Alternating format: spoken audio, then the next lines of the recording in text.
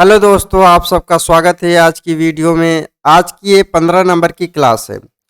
आप लोग अगर इसके पहले जो वीडियो अपलोड किया है उसको नहीं देखा है तो चैनल पर जाके देख सकते हैं। 14 क्लासें हमने अपलोड कर दी है और ये जो 14 क्लासें हुई है लूसेंट की 1000 क्वेश्चन की जो सीरीज में करा रहा हूँ, इसी की ये क्वेश्चन आज 15 नंबर की वीडियो है। और ये सारे क्वेश्चन मैं जो करा रहा हूँ कहीं ना कहीं क्वेश्चन पूछे ही गए हैं, तो इसको मैं लूसेंट को ध्यान में रख के करके क्वेश्चन को उठा रहा हूँ जिससे कि पूरा लूसेंट कवर हो जाए और ये सारे एग्जामों के लिए हेल्पफुल रहेगा। मेरा नाम है ब्रिजेश कुमार। चलिए आज की क्लास शुरू करते हैं। क्वेश्चन नंबर है 351। निम्न में से कौन सा राज्य क्षेत्रफल में सबसे छोटा है? निम्न में से कौन सा राज्य क्षेत्रफल में सबसे छोटा है? क्षेत्रफल की बात यहाँ पे कर रहा है तो क्षेत्रफल में सबसे छोटा है आपका गोवा। ऑप्शन नंबर सी इसका सही हो जाएगा। गोवा क्षेत्रफल में सबसे छोटा है। और अगर यहीं पर क्षेत्रफल में सबसे बड़ा राज्य कौन सा है? राजस्थान। तो इसका अगर बड़ा पूछा होता तो राजस्थान, लेकिन यहाँ पे छोटा पूछा है तो गोवा हो जाएगा। अब देखिए मैं आपको मैप के भी बता देता हूँ। देखिए सबसे बड़ा हमारा ये राजस्थान, प्यारा राजस्थान है। ये सबसे बड़ा राजस्थान है, पूरे भारत का सबसे बड़ा राज्य है क्षेत्रफल के अनुसार। और गोवा हमारे यहाँ पर है, ये गोवा है। क्षेत्रफल में सबसे छोटा राज्य कौन सा है? गोवा। अगर यहीं पर बात कर लेता जनसंख्या की, जनसंख्या, क्योंकि मैं दोनों बता दे रहा हूँ आपको याद रखना है। जनसंख्या की अगर पूछ लेता तो जनसंख्या में सबसे बड़ा राज्य कौन सा है? उत्तर प्रदेश सबसे बड़ा राज्य है। कौन सा? जनसंख्या हमारा उत्तर प्रदेश सबसे बड़ा। और सबसे छोटा राज्य कौन सा है? सबसे छोटा राज्य अगर जनसंख्या में पूछता तो कहाँ पे है? सिक्किम में। सबसे कम जनसंख्या कहाँ की है? सिक्किम में। और सबसे अधिक जनसंख्या कहाँ की है? उत्तर प्रदेश की। और सबसे बड़ा क्षेत्रफल का किसका है? राजस्थान का। सबसे छोटा क्षेत्रफल किसका है? गोवा का। क्वेश्चन नंबर है 352। इंकलाब जिंदाबाद का नारा किससे जुड़ा हुआ है? इंकलाब जिंदाबाद का नारा भगत सिंह के द्वारा जुड़ा है, सरदार Bhagat Singh. Option number C इसका राइट उत्तर हो जाएगा।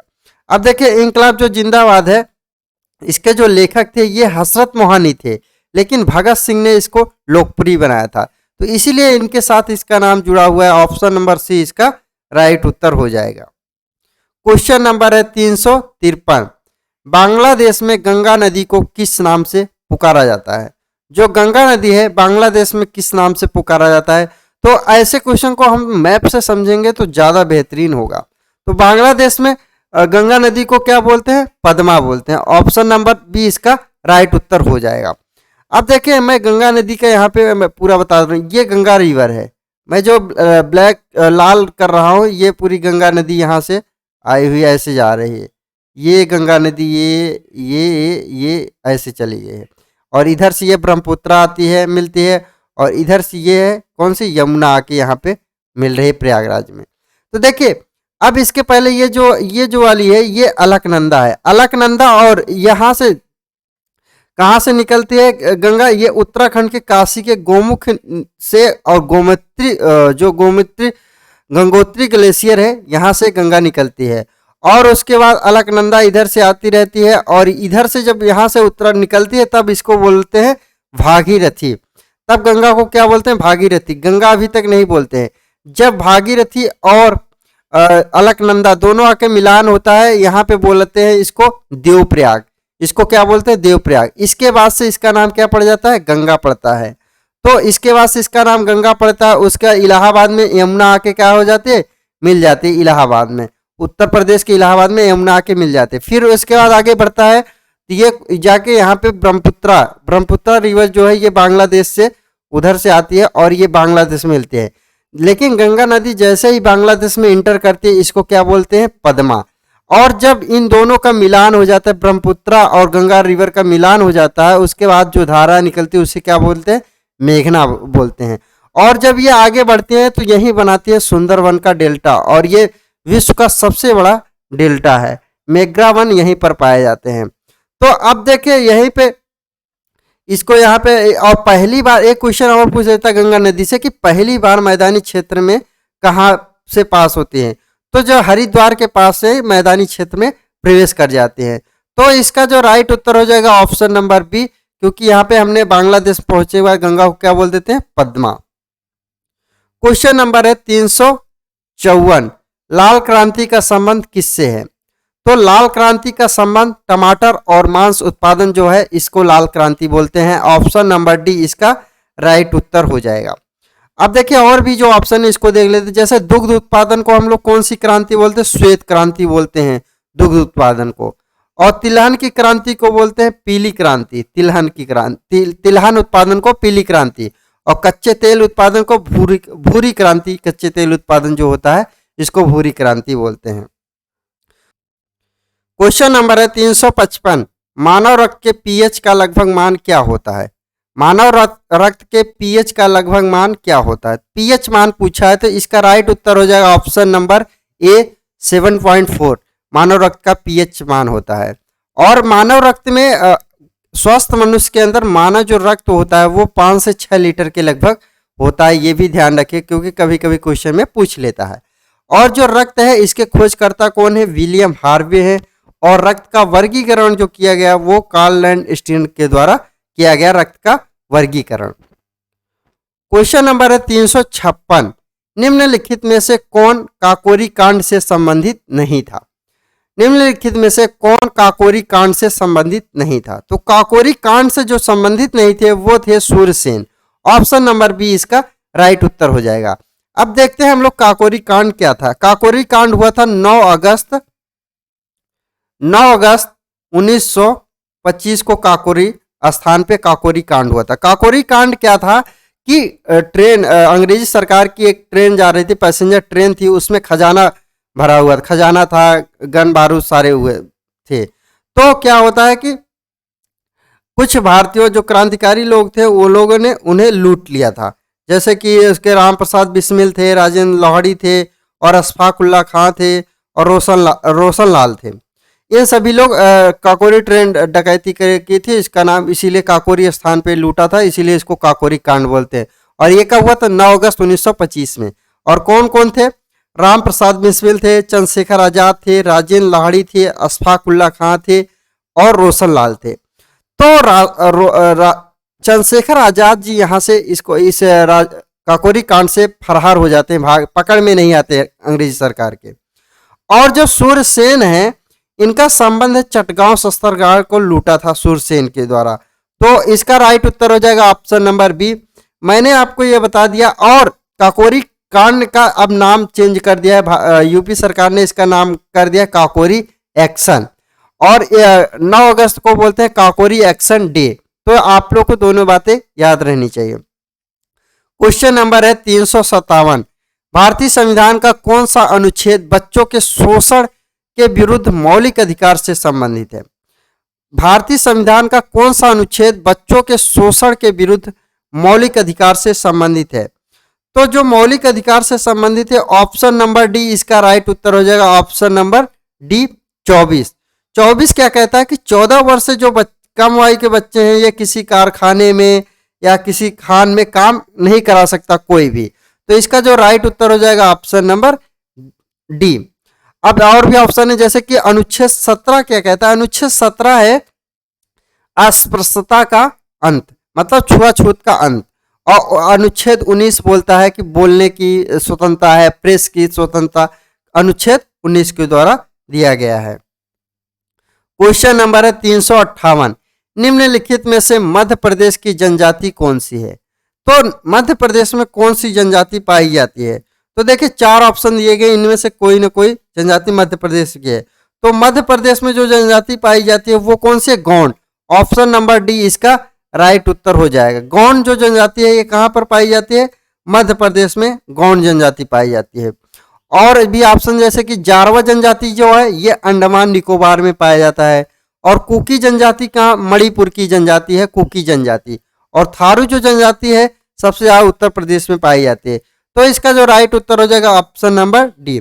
और एक चीज आपको बता दूं, थारू जो जनजाति है ये दीपावली को शोक के रूप में मनाते हैं। दीपावली जो होती है उसको शोक के रूप में मनाते हैं। और गोंड जनजाति पूरे भारत की सबसे बड़ी जनजाति मानी गई है।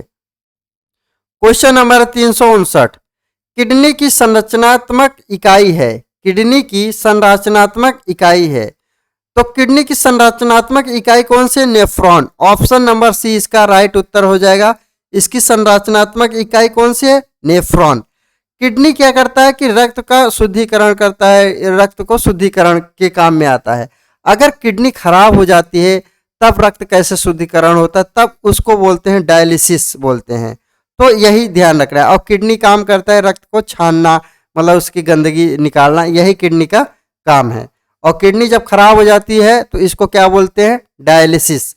याद रखिएगा। क्वेश्चन नंबर 360, निम्नलिखित में से कौन भारत के कृषि निर्यात की सर्वाधिक मूल्यवान वस्तु है? भारत के कृषि निर्यात की जो सर्वाधिक मूल्यवान वस्तु है वो है कच्ची कपास। ऑप्शन नंबर सी इसका राइट उत्तर हो जाएगा। क्वेश्चन नंबर है 361, एलपीजी का मुख्य घटक क्या है? एलपीजी में क्या क्या भरा होता है? एलपीजी में जो भरा होता है वो प्रोपेन और ब्यूटेन का मिक्सअप होता है। तो इसके दो ऑप्शन सही होंगे, ऑप्शन नंबर बी और डी दोनों सही होंगे। प्रोपेन और ब्यूटेन। अगर आपका यह क्वेश्चन एग्जाम में पूछ लेता है, सीधा यही ऑप्शन रहते हैं, एलपीजी का मुख्य घटक क्या है, तो आपको ऑप्शन नंबर डी सही करना है, ब्यूटेन को सही करना है। वैसे तो प्रोपेन और ब्यूटेन दोनों एलपीजी गैस में भरे होते हैं। और एलपीजी गैस के जो गंध आती है वो एथाइल मर्केप्टन होता है। ये बहुत इंपॉर्टेंट, क्योंकि गंध से ही हमें एलपीजी गैस का रिसाव पता होता है कि कहाँ पर लीक है। और एलपीजी का फुल नेम होता है लिक्विफाइड पेट्रोलियम गैस, इसका फुल नेम है। क्वेश्चन नंबर 362, 1916 में भारतीय राष्ट्रीय कांग्रेस के लखनऊ अधिवेशन की अध्यक्षता किसने की? जो राष्ट्रीय कांग्रेस जो है इसकी 1916 में एक बैठक होती है लखनऊ अधिवेशन, इसकी अध्यक्षता किसने की? तो ऑप्शन नंबर डी है, अंबिका चरण मजनूदार ने इसकी अध्यक्षता की। ऑप्शन नंबर डी इसका सही उत्तर हो जाएगा। और अब देखिए, और भी हम लोग लखनऊ अधिवेशन बात करते हैं। लखनऊ अधिवेशन में क्या होता है? 1916 में लखनऊ अधिवेशन होता है। इसके अध्यक्ष कौन थे? अंबिका चरण मजनूदार इसके अध्यक्ष थे। 1916 में क्या होता है? नरम दल और गरम दल दोनों का क्या हो गया? मिलन हो गया। नरम दल और गरम दल दोनों का एक साथ आ गए, क्योंकि 1907 में जो सूरत अधिवेशन हुआ था इसके अध्यक्ष जो थे रास बिहारी बोस, यहाँ पे नरम और गरम दल अलग अलग हो गए थे। लेकिन 1916 लखनऊ अधिवेशन में नरम दल और गरम दल दोनों एक साथ आ गए। और 1907 में ही मुस्लिम लीग भी अलग हो गया था। और 1916 में मुस्लिम लीग भी राष्ट्रीय कांग्रेस के साथ जुड़ गया। इसी को लखनऊ समझौते के नाम से भी जानते हैं। तो 1916 लखनऊ समझौता कब हुआ था? 1916 में हुआ था।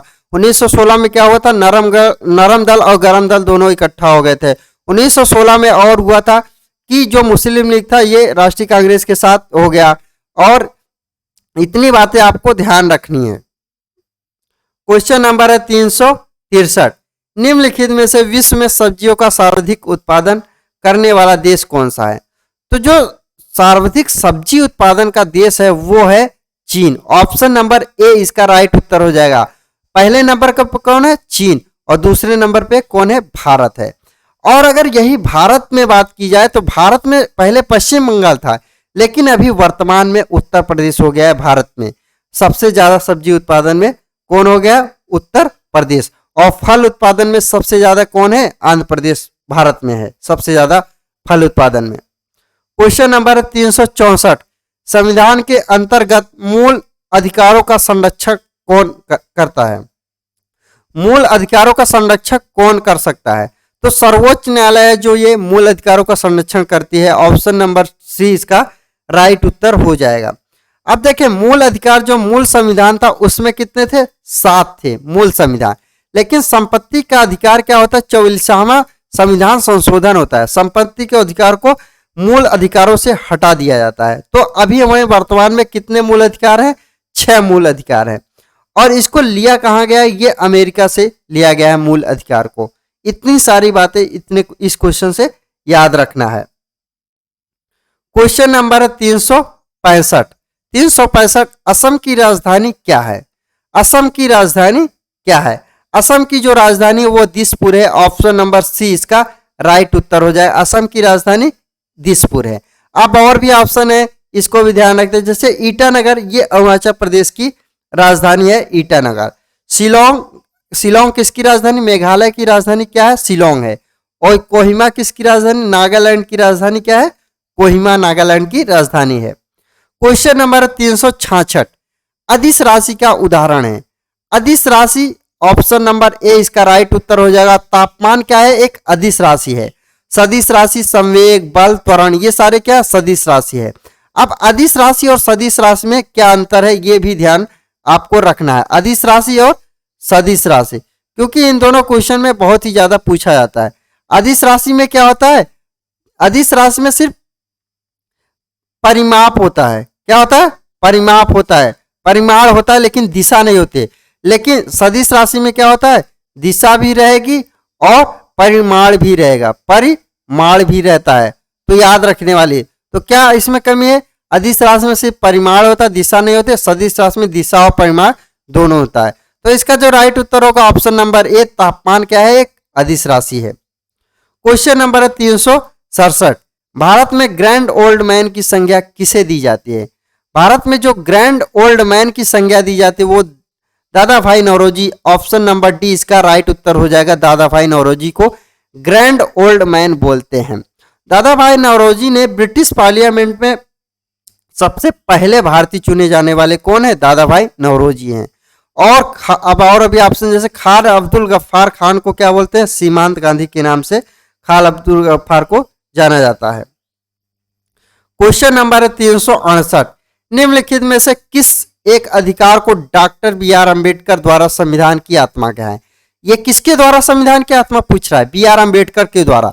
जो संवैधानिक उपचारों का अधिकार है, ऑप्शन नंबर डी इसका राइट उत्तर है। संवैधानिक उपचारों का अधिकार, इसको बी आर अम्बेडकर साहब बोलते हैं कि भारत की आत्मा है।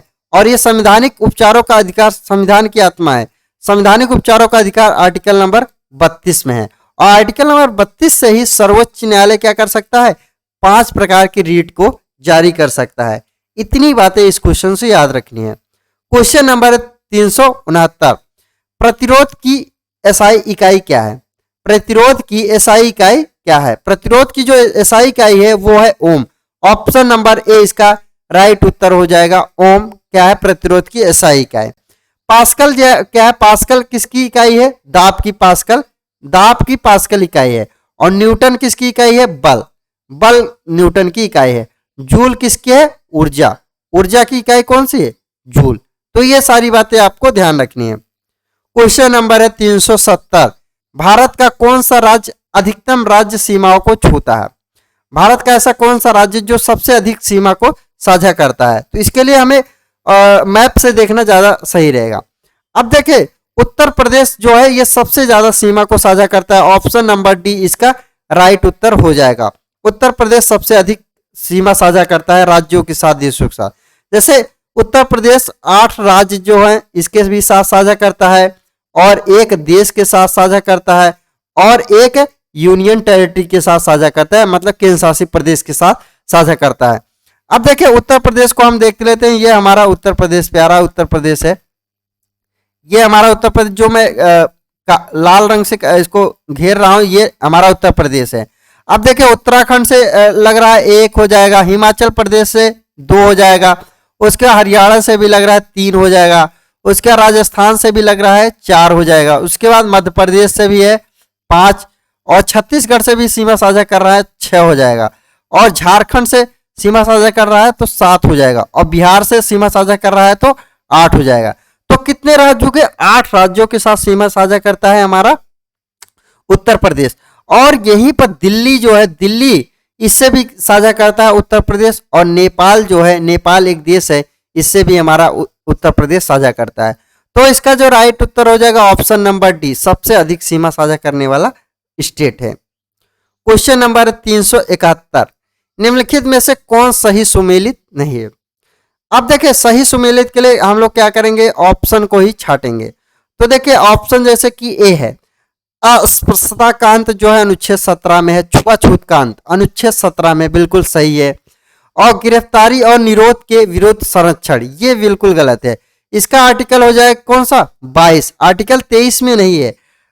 आर्टिकल कौन सा है? 22 है।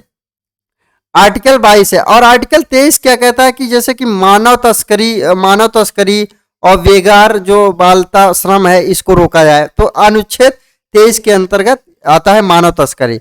और धर्म की स्वतंत्रता ये अनुच्छेद 25 में है, ये भी बिल्कुल सही है। अल्पसंख्यकों हितों का संरक्षण ये भी अनुच्छेद 29 में है। तो इसका जो राइट उत्तर हो जाएगा ऑप्शन नंबर बी, गिरफ्तारी और निरोध के विरोध संरक्षण, ये अनुच्छेद 22 में, ना कि 23 में। 23 में क्या है, मानव तस्करी को रोकना। क्वेश्चन नंबर है 372, भारत में सबसे अधिक कॉफी उत्पादन करने वाला राज्य कौन सा है? तो भारत में सबसे अधिक कॉफी उत्पादन करने वाला राज्य है कर्नाटक। ऑप्शन नंबर सी इसका राइट उत्तर हो जाएगा। सबसे अधिक उत्पादन कौन सा करता है? कर्नाटक सबसे अधिक उत्पादन करता है। और अगर यहीं पर पूरे विश्व में पूछ लेता तो पूरे विश्व में सबसे अधिक उत्पादन करने वाला देश है ब्राजील, सबसे अधिक उत्पादन करने वाला देश है। और कॉफी के बागान को क्या बोलते हैं? फेजेंटा। कॉफी के बागान को फेजेंटा बोलते हैं। और सेंटोस बंदरगाह ये कॉफी का बंदरगाह है, ये भी ध्यान रखिएगा। सेंटोस बंदरगाह कॉफी का बंदरगाह कहा जाता है। और चाय में, अगर यहाँ पे कॉफी की हमने बात की, चाय में सबसे अधिक उत्पादन भारत में असम राज्य जो है ये चाय में सबसे अधिक उत्पादन करता है। क्वेश्चन नंबर है 373, भारत की प्रथम महिला मुख्यमंत्री कौन थी? भारत की प्रथम महिला मुख्यमंत्री की यहाँ पे बात किया तो महिला मुख्यमंत्री जो थी वो सुचेता कृपलानी थी। ऑप्शन नंबर ए इसका राइट उत्तर हो जाएगा। हमने मुख्यमंत्री की बात कर ली और यहाँ पे हम लोग सभी प्रथम महिला की बात करेंगे। अब देखिए प्रथम महिला राष्ट्रपति कौन थी? प्रतिभा पाटिल थे। प्रथम महिला राष्ट्रपति कौन थी? प्रतिभा पाटिल थी। सरोजिनी नायडू थी, क्या थी? प्रथम महिला राज्यपाल थी सरोजिनी नायडू, जो भी कहाँ की बनी थी? उत्तर प्रदेश की बनी थी। और सुचेता कृपलानी जो मुख्यमंत्री बनी थी ये भी उत्तर प्रदेश की बनी थी। और इंदिरा गांधी जो प्रधानमंत्री का पद है, इंदिरा गांधी ने प्रथम महिला प्रधानमंत्री बनी थी इंदिरा गांधी। तो इस क्वेश्चन से हमने 4 क्वेश्चन को देखा है। आप लोग चारों को याद रखें क्योंकि क्वेश्चन बहुत ज्यादा पूछे जाते हैं ऐसे क्वेश्चन। क्वेश्चन नंबर है 374, पद्मावत पुस्तक के लेखक कौन है? पद्मावत जो पुस्तक है इसको किसने लिखा है? पद्मावत पुस्तक के लेखक हैं जायसी के द्वारा लिखा गया। ऑप्शन नंबर ए इसका राइट उत्तर हो जाएगा। अब देखिए कबीरदास के द्वारा कौन सी पुस्तक लिखी गई? बीजक जो है कबीरदास की पुस्तक है। और अब्दुल फजल के द्वारा लिखा गया आईने अकबरी, अब्दुल फजल के द्वारा लिखा गया है। और मनु ने मनु स्मृति को लिखा है। मनु के द्वारा क्या लिखा है? मनु स्मृति को लिखा गया। तो पद्मावत पुस्तक के लेखक जायसी हैं, इसका राइट उत्तर होगा option number A. Question number है 375, क्रांतिकारियों के एक गुप्त समाज अभिनव भारत का गठन किसने किया था? अभिनव जो भारत का गठन किया था ये बीडी सावरकर के द्वारा किया गया था। ऑप्शन नंबर बी इसका राइट उत्तर हो जाएगा। अब देखिए इसे अभिनव भारत का नाम कैसे क्या पड़ा इसको हम देख लेते हैं। 1899 में क्या होता है, एक गुप्त समाज के द्वारा एक संगठन बनाया जाता है। उसका नाम क्या होता है? मित्र मेला। मित्र मेला का गठन किया जाता है। मित्र मेला का गठन किया जाता है। उसके बाद क्या होता है कि 1904 में 1900 जब 4 आता है तो इसका नाम बदल करके क्या कर दिया जाता है? अभिनव भारत कर दिया जाता है। और जो मित्र मेला का गठन इसके जो संस्थापक थे वो डॉक्टर बीडी सावरकर जी थे। और 1904 में भी ये अभिनव भारत किसने चेंज किया था? बीडी सावरकर के द्वारा चेंज किया गया था। और इसका गठन कहाँ हुआ था? तो मित्र मेला का गठन हुआ था नासिक महाराष्ट्र में। तो इसका भी वहीं पर गठन हुआ था। अभिनव भारत का भी गठन नासिक महाराष्ट्र में हुआ था। तो ये रही आज की वीडियो। और आज की वीडियो में उम्मीद करता हूँ आप लोग को बहुत ज़्यादा पसंद आई होगी। अगर पसंद आई होगी तो अपने यार दोस्तों को जरूर शेयर करिएगा। और आप लोगों को वीडियो अच्छा लगा हो तो लाइक शेयर सब्सक्राइब जरूर कर लीजिएगा। जय हिंद। आप लोगों से मुलाकात होगी अगले वीडियो में।